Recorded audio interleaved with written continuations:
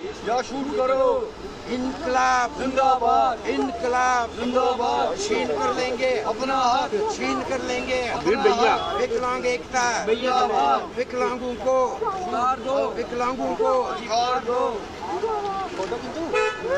आवाज दो, हम एक हैं, आवाज दो, हम एक हैं, आवाज दो। हम एक हैं। छीन के लेंगे अपना हक, छीन के लेंगे अपना हक, छीन के लेंगे अपना हक। जिंदाबाद, विकलांग एकता जिंदाबाद। We want justice, we want justice, we want justice, we want justice, we want justice.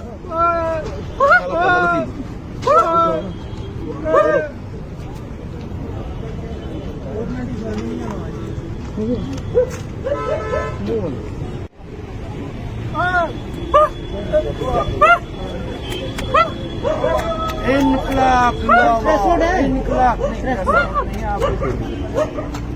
हैं। लेकिन मुझे अफसोस से कहना पड़ रहा है कि हमारी सरकार के कानों तक जूं नहीं रेंगती है, या तो उनके कानों में हमारी आवाज़ नहीं जा रही है, या वो जानबूझकर ऐसे मासूम बच्चों से नाइंसाफ़ी कर रहे हैं। आज ये यहाँ इकट्ठे हो गए हैं, ये सुन नहीं सकते, ये बोल नहीं सकते, इसलिए ये चाहते हैं कि मीडिया जो है वो मीडिया इनकी ज़बान बनकर, इनकी आवाज़ बनकर, इनकी जो समस्याएं हैं सरकार तक पहुंचाए और इनको इंसाफ दिया जाए।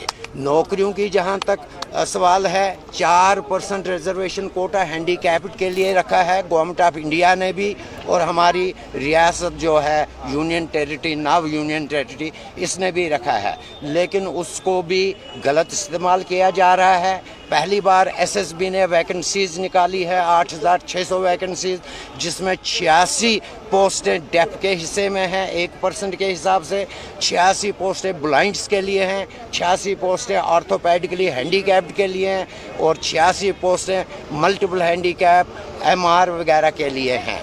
लेकिन अफसोस से मुझे कहना पड़ता है कि 86 पोस्टों के होते हुए इतने बच्चे यहाँ पर डेफ पढ़े लिखे नहीं थे, इतने ब्लाइंड पढ़े लिखे नहीं थे, थोड़े से बच्चे थे उन्होंने अप्लाई किया है, उन्होंने रिटन एंट्रेंस टेस्ट जो था वो भी दिया है। उसके बाद जब शॉर्ट लिस्टिंग हुई, किसी भी डेफ एंड डम बच्चे का नाम उसमें नहीं है। जम्मू क्षेत्र से ब्लाइंड के सिर्फ 2 बच्चों का नाम है, और हम चाहते हैं कि हमारा जो हक है, हमारी जो 86 पोस्टें हैं वो हमें दी जाए।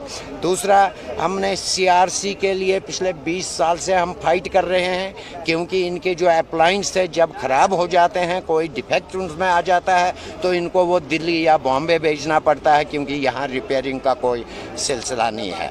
इसलिए सीआरसी जो है कंपोजिट रिहेबिलिटेशन सेंटर की मांग को गवर्नमेंट ऑफ इंडिया ने मान लिया, फंड सैंक्शन किए गए और लैंड सांबा में ली गई कि वहाँ पर ये हम बनाएंगे, लेकिन उसे बनाने में अभी भी कम से कम 20 साल का टाइम चाहिए। हम चाहते हैं सरकार को, बार बार हमने यही कहा कि आप किराए के एकोमोडेशन में इसको स्टार्ट कीजिए, जब इंफ्रास्ट्रक्चर खड़ा होगा तो इसको शिफ्ट कीजिए, लेकिन वहाँ भी कुछ नहीं होता है। ऑटिस्टिक बच्चों के लिए जो ट्रस्ट एक्ट है वो भी यहाँ इम्प्लीमेंट नहीं हो रहा है। जो राशन स्कीम है 36 kg राशन फ्री मिलेगा हैंडीकैप्ड को, वो भी यहाँ इम्प्लीमेंट नहीं है। तो इस तरह से आप देख सकते हैं कि इनके साथ कितनी नाइंसाफ़ी हो रही है, इनकी आवाज़ सरकार तक नहीं पहुँच रही है। तो आप इनकी आवाज़ सरकार तक पहुँचाइए, इनको इंसाफ दिलाइए। विमल बजाज। क्या कहना चाहते हैं?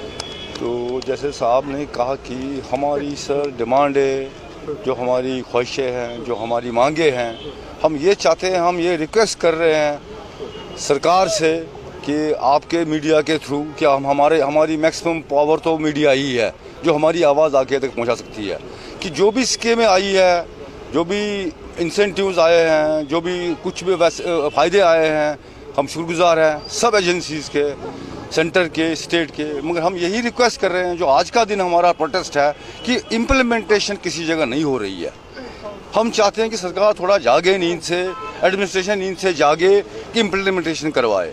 अब ये 5 साल 7 साल से 1000 रुपये रिलीफ ले रहे हैं, और हम चाहते हैं ये रिलीफ एनहांस किया जाए। 1000 की महंगाई को देख के क्या हो रहा है, तो हम चाहते हैं कि 5000 तक ये लिया जाएगा।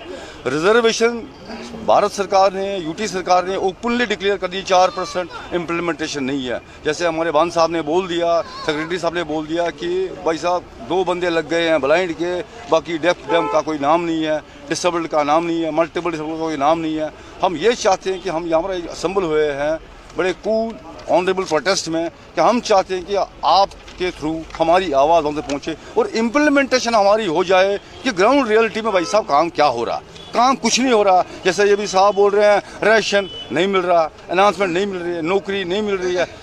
पूरे सरकार मेन जो बर्निंग इशू है पूरे हिंदुस्तान में, सब स्टेटों में ड्राइविंग लाइसेंस इशू की गई डेफ एंड डम को, डिसेबल्ड को, under their rule and regulations. ये एक ही आदि पूरी यूनियन टेरिटरी है इंडिया में जहाँ पर अभी तक हम धक्के खा रहे हैं।